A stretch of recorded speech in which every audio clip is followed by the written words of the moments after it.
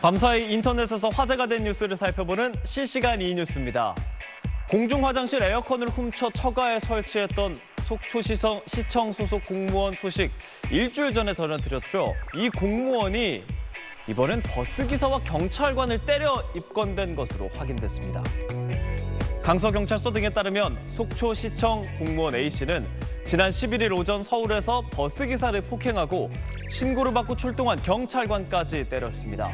경찰은 특정범죄 가중처벌법상 운전자 폭행과 공무집행 방해죄를 적용해서 구속영장을 신청했는데요. 법원은 증거인멸이나 도주 우려가 없다며 영장을 기각했습니다. 이 공무원 A씨 지난달 30일이었죠. 강원도 고성의 한 공중화장실에서 에어컨과 실외기를 훔쳐 달아난 혐의로 수사를 받고 있었는데요. 불과 약 열흘 만에 이런 일을 저지른 겁니다.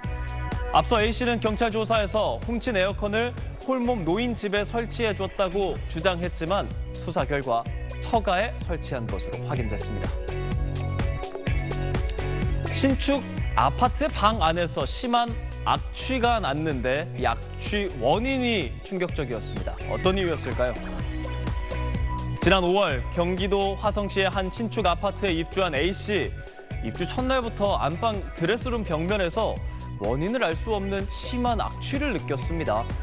날씨가 더워지면서 이 악취는 더더욱 심해졌고 지난달 건설사에 하자 신청을 했는데요.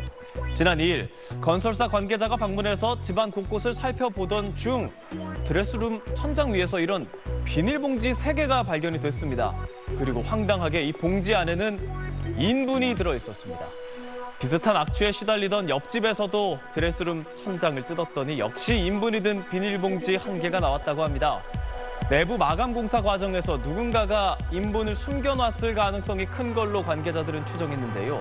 입주민들은 전문 업체를 불러서 탈취 작업을 해달라는 요구조차 건설사가 들어주지 않고 있다, 이렇게 항의를 하고 있는데요. 건설사는 최대한 성실하게 협의해서 피해를 보상할 계획이라고 밝혔습니다. 아파트 단지에서 담배를 피운 중학생을 꾸짖은 주민이 되레 경찰에 신고를 당했다는 주장이 나왔습니다. 지난 17일 부산 북부경찰서에 모르는 아저씨가 학생인 자신을 촬영한다는 신고가 접수됐습니다. 부산 북구 한 아파트 단지에서 발생한 일이었는데요. 당시 동네 주민들이 담배를 피우고 있던 학생들을 발견하고 훈계를 했지만 학생들은 이를 무시하고 계속 담배를 피웠고 이에 일부 주민들이 휴대전화 카메라로 학생들의 모습을 찍으려고 하자 학생들이 불법 촬영이라며 경찰에 신고를 한 겁니다. 이 과정에서 폭행 등 물리적인 접촉은 없었고 주민이 사진을 삭제하자 학생들은 신고를 취소했다고 합니다. 현장에 있던 주민은 출동한 경찰이 이런 일이 발생하면 절대 시비 붙지 말고 신고를 해달라면서 경찰 말도 안 듣는데 일반인 말은 더 안 들으니 시비 붙어봤자 손해라는 말도 했다고 전했습니다. 7월 20일 수요일 오늘 일정 살펴보는 미리 보는 오늘입니다. 더불어민주당 박홍근 원내대표가 오늘 오전 국회 본회의에서 교섭단체 대표 연설을 합니다. 박 원내대표는 새 정부의 인사 문제와 국정운영에 대해 비판의 목소리를 낼 것으로 보입니다. 또 최근 경제위기 상황을 진단하고 유류세 지원법 등 7대 민생 입법을 중심으로 한 정책 대안을 밝힐 것으로 알려졌습니다.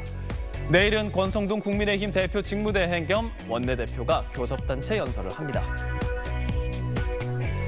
기획재정부가 오늘 7월 최근 경제 동향 그린북을 발표합니다. 정부의 경제 상황 진단을 요약한 보고서인데요. 앞서 기재부는 우리나라 경제가 대외 여건 악화 등으로 인해 물가 상승이 지속되는 상황에서 투자 부진과 수출 증가세 둔화 등이 우려된다고 평가했습니다. 오늘부터 청와대 밤 풍경을 감상할 수 있습니다.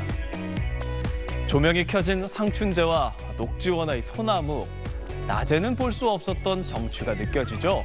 그동안 오전 9시부터 오후 6시까지 개방됐던 이 청와대가 오늘부터 다음 달 1일까지는 오후 7시 30분과 8시 10분 이렇게 하루에 2번 더 개방이 됩니다.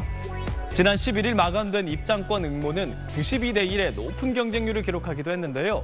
청와대 밤 풍경은 청와대 개방 홈페이지에서도 영상으로 만나볼 수 있습니다. 지금까지 오늘 일정 살펴봤습니다.